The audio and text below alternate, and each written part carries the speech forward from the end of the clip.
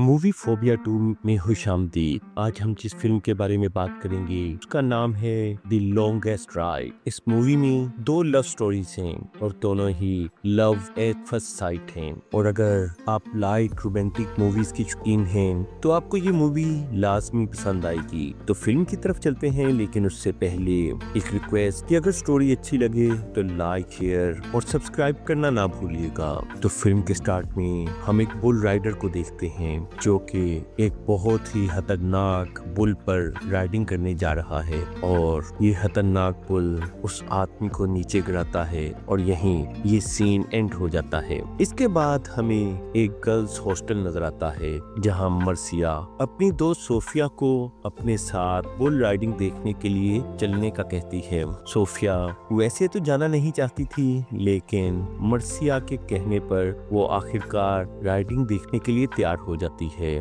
और जब Sophia riding देखने के लिए गई तो उस वक्त जिस लड़के की बारी थी वो कॉलिन है और कॉलिन काफी अच्छा परफॉर्म करता है, लेकिन आखिर में वो बुल से गिर जाता है और अपनी जान बचाने के लिए वो साइड पर लगे बैरिकेड्स के ऊपर चढ़ जाता है और उसी वक्त उसके सर से उसकी हेड गिरकर सोफिया के सामने जा गिरती है और सोफिया उस हेड को उठा लेती है और वो लड़का यानी कॉलिन वो हेड सोफिया को ही देकर वहां से बाहर चला जाता है। शाम को एक क्लब में पार्टी का सीन है और वो लड़का एक दफा फिर सोफी को वहां पर मिलता है और यहाँ इन दोनों की अच्छी दोस्ती हो जाती है। और इससे पहले कि कॉलिन उसे ड्रिंक की ऑफर करता, सोफिया की फ्रेंड मार्सिया नशे में वहां आ जाती है और सोफिया को उसे घर ले जाना पड़ता है। अब सोफिया वैसे तो कॉलिन को पसंद करती थी और इसीलिए वो उसके फोन कॉल का इंतजार करती है, लेकिन लड़कियों के सामने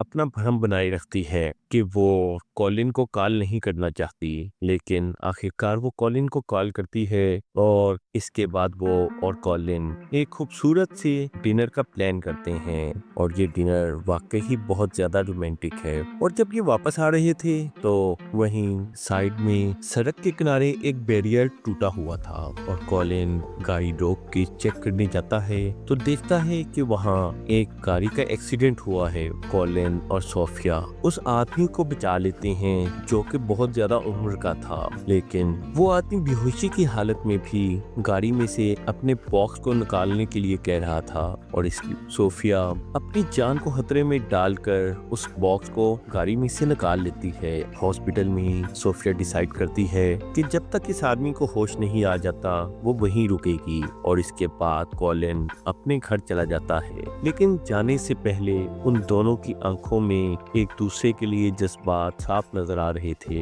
हॉस्पिटल में अकेले बैठे सोफिया अपने तजस्सुस के मारे उस डब्बे को खोल लेती है और उसके अंदर बहुत से लेटर्स थे जो किसी रूथ नामी लड़की के लिए थे और सोफी उनमें से एक लेटर पढ़ लेती है और इसमें उसे पता चलता है कि इस आदमी का नाम आयरा है और रूथ उसके कस्बे में पहली दफा आई थी और वो उसे देखते ही उससे मोहब्बत में मुब्तला हो गया और उसके बाद वो उसे एक चर्च में मिला जहां उन दोनों की दोस्ती बढ़ने लगी। इतनी देर में उस बूढ़े आदमी को भी होश आ गया था। सोफिया उससे जाकर मिली और उसे बताने लगी कि उसने इस तरह लेटर पढ़ा है और वो चाहती है कि वो दूसरा लेटर भी पढ़े, लेकिन बूढ़ा इसके लिए तैयार नहीं था। उसने कहा कि जब तुम नेक्स्ट टाइम विजिट करने आओगी तभी नेक्स्ट लेटर पढ़ सकोगी। दूसरी तरफ हमें पता चलता है कॉलिन ही वो आदमी है जो पहले सीन में बुल से नीचे गिरा था और उस वक्त उस एक्सीडेंट में उसके हेड में इंजरी हो गई थी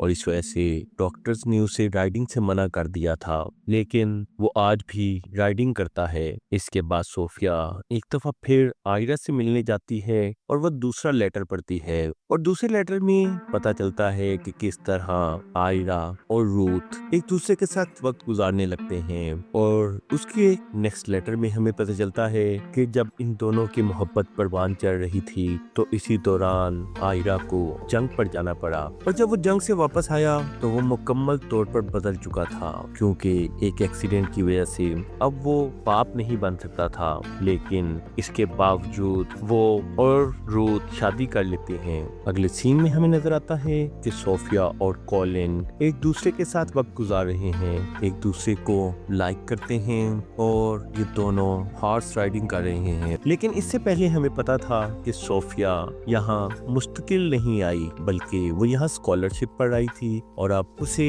लंदन से स्कॉलरशिप मिल रही है और जल्द ही वो यहाँ से चली जाएगी। ये सब जानने के बावजूद भी कॉलिन सोफिया को पसंद करता है और उन दोनों के दरमियान नजदीकियां बढ़ती जा रही हैं। इसके बाद सोफिया एक दफा फिर आयरा से मिलने जाती है, क्योंकि आयरा एक अमीर आदमी है और उसकी एक आर्ट गैलरी है और सोफिया की ख्वाहिश है कि वो किसी आर्ट गैलरी की टेक केयर करे। जबकि दूसरी तरफ कॉलिन नंबर 1 बुल राइडर बनना चाहता है और अभी वो नंबर 5 पर है। और जब सोफिया आयरा से मिलने जाती है तो वो सोफिया को बताता है कि शादी के कुछ देर बाद ही रूथ बदलना शुरू हो गई, क्योंकि वो अपनी फैमिली बढ़ाना चाहती थी, लेकिन वो इसमें रूथ की कोई मदद नहीं कर सकता था। इस वजह से रूथ उसे छोड़कर चली गई और चूंकि मैं रूथ से सच्चा प्यार करता था, इस वजह से मैंने उसे जाने दिया, क्योंकि अगर प्यार सच्चा हुआ तो वापस आएगा। और ऐसा ही हुआ और कुछ हफ्ते बाद रूथ उसके पास लौट कर वापस आ गई और इसके बाद वो अपनी मौत और बुढ़ापे तक एक अच्छी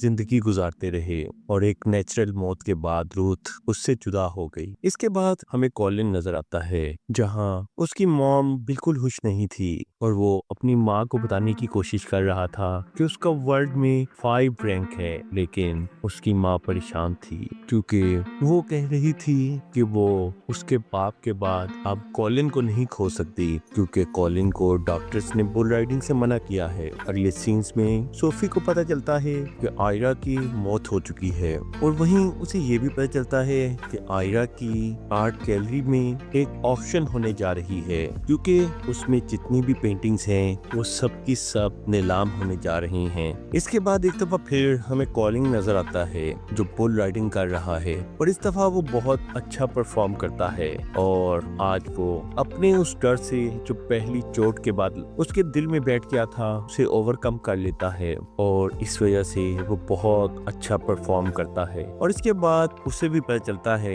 कि आज ऑक्शन है, तो वो भी उस ऑक्शन में जाता है और ऑक्शन से पहले वहाँ पूरा का हाथ पड़ा जाता है और इस हाथ में आयरा ने बताया था कि दोस्तों रूथ की आंखों में एक ऐसी खूबसूरती है जो किसी और की आंखों में नहीं, और शायद की खूबसूरती मेरी आंखों में भी नहीं थी और हम दोनों ने बहुत सा वक्त इकट्ठे गुजारा, हमारी खुशियाँ हमारे गम सब एक साथ थे और इसके अलावा एक दूसरे की केयर करना ही असल जिंदगी है और मैं आज भी रूथ से बहुत ज्यादा प्यार करता हूँ। और इसके बाद ऑक्शन स्टार्ट हो जाती है और ऑक्शन में सबसे पहले जिस पोर्ट्रेट को लाया जाता है वो पोर्ट्रेट ऑफ रूथ ही थी, यानी रूथ की फोटो। और कॉलिन जो यहाँ सिर्फ और सिर्फ सोफिया के लिए आया था, वो देखता है कि सोफिया इस पोर्ट्रेट में बहुत ज्यादा इंटरेस्टेड है, इसलिए वो सिर्फ $600 में इस पेंटिंग को खरीद लेता है, क्योंकि ये पेंटिंग बहुत आम सी पेंटिंग थी